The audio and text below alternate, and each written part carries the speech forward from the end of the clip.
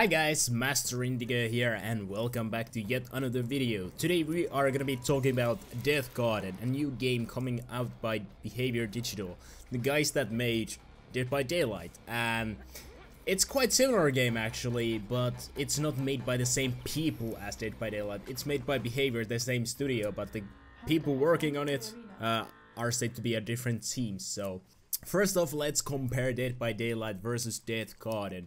Both are similar games. There's one killer and other survivors. Both games have the killer playing in first-person perspective and the runners or survivors in third-person perspective. The gameplay speed is a little bit different. I would say this game, Deathgarden, is much faster. I would say this is like if Dead by Daylight and the gameplay speed of something like Halo had a baby, because this is more like a shooter rather than the killer simulator, or whatever you want to call Dead by Daylight. And the objective is also quite similar. In Dead by Daylight, the game mode is you have to fix 5 different generators in order to open exit gates.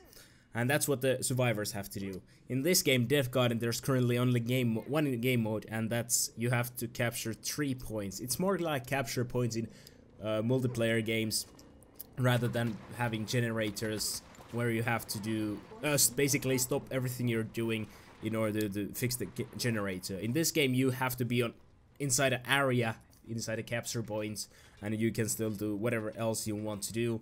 Maybe that's revive your teammate or shoot arrows and anything like that.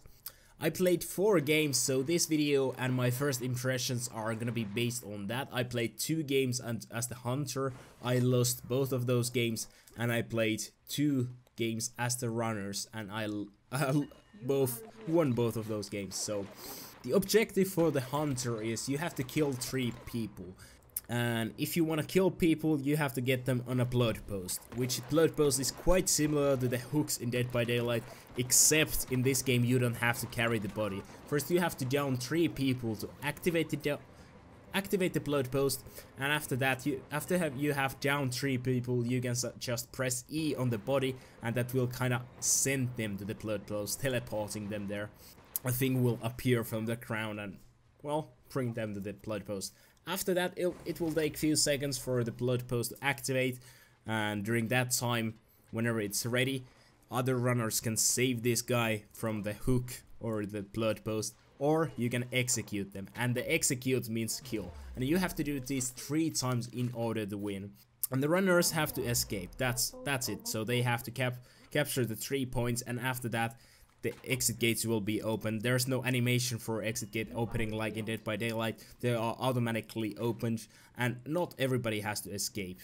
I think if the hunter doesn't manage to kill those 3 people and somebody has escaped and he wouldn't be able to kill 3 people during the whole game that's remaining, the game automatically ends and it just runners win. It's a little bit lackluster how the game ends there. Feels a little bit weird currently, but it's alpha. Many of these things will be fixed or changed up a little bit whenever the game comes out in beta or even full release, whatever that is gonna be. So currently, both the runners and the killer, or sorry, hunter and runners, they have different weapons and different perks. Currently, you can choose from 3 different weapons whenever you are playing as the hunters.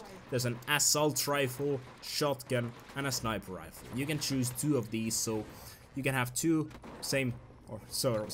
different weapons at the same time, and one is left out of the deal. I'm sure there will be more weapons whenever the game launches, or at least later on the line. There's also different perks, faster reload speeds, more ammunition from boxes and things like that. The hunter also has sentry guns, or he can choose from mines. I'm sure there's gonna be all kinds of different things. And throughout the level, whenever the game starts, the game will generate a randomly generated level. It's gonna be looking kind of different every time, but I'm sure it's constructed from different parts, just like Dead by Daylight, and after a while you can kind of get used to how the gameplay feels on those areas, and even if you can't exactly know how the level layout will be, you will be quite comfortable there. So the level itself is filled with boxes. There's ammo boxes where you're gonna get ammo, obviously, health boxes, and weapon upgrade boxes. There's also a special box that gives you unlimited ammunition currently. I'm not sure if this box can give you something else, but at least currently, all the times I saw this being used, it was unlimited ammo for a certain amount of time. And the unlimited ammo box is not on the level all the time, and it is marked for all the players. So both the hunter, or the runners can go and get that. So it's quite strong thing, and you should go get it as soon as possible. I feel like whenever the runners got the unlimited ammunition, and I was playing as the killer, hunter, whatever you want to call it. Sorry, I'm gonna be referring him to as the killer many times here. I felt like the runners made my life really miserable, because they have these arrows that can slow down your movement, and they spammed those all the time. That's why I lost. Well, it was my first and second game, so I wasn't actually sure what I was doing, and it felt like the runners actually knew what they were doing, at least a little bit better than I did. So try to find the unlimited ammo box first before giving it to the opposite team or opposite hunter. So I felt like the hunter's sentry guns are actually really useful if you're trying to hunt multiple players. There's 5 enemies you have and you are only 1 player, so it's useful sometimes to put them down and they can hit the enemies. If there's 3 people in the same place, you obviously want to try to kill the one guy at the same time, and maybe the sentry gun will aim for the same guy, or try to keep the others a little bit further away from that point. Now, as I said, the runners have different arrows. I found there's at least 3 different arrows, and you can upgrade both as a hunter and as a runner. Whenever you pick up an upgrade box, you can go to an upgrade post, and from there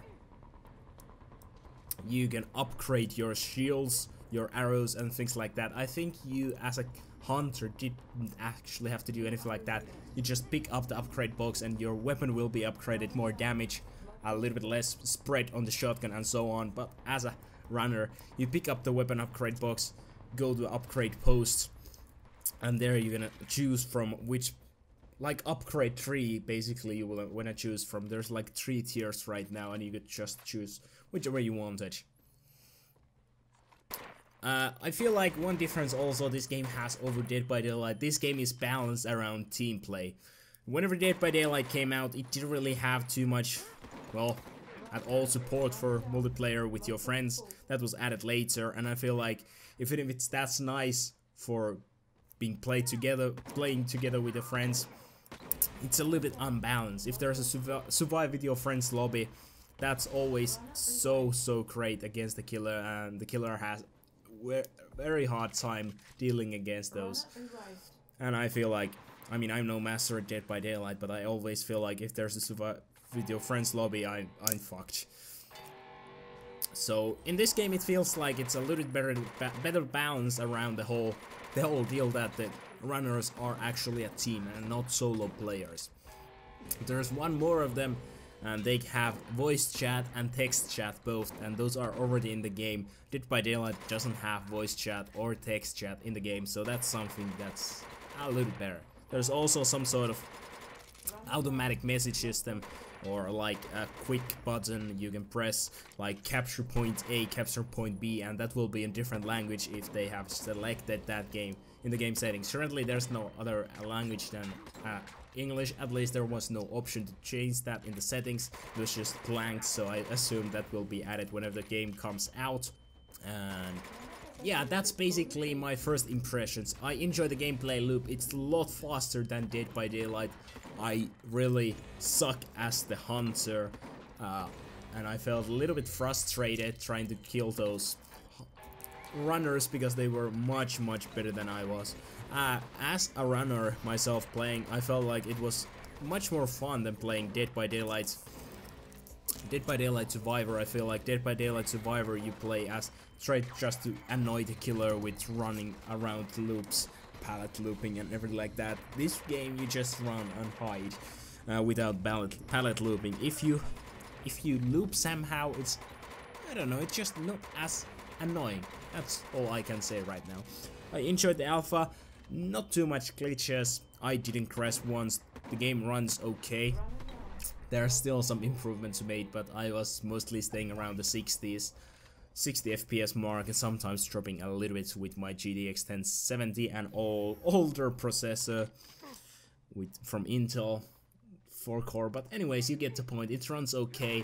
There's still a little bit better things to be done, and with more support, more content, I think this will be quite an enjoyable game. I'm not sure if this can gather the same audience as Dead by Daylight has. Dead by Daylight has so big fan base over the years now.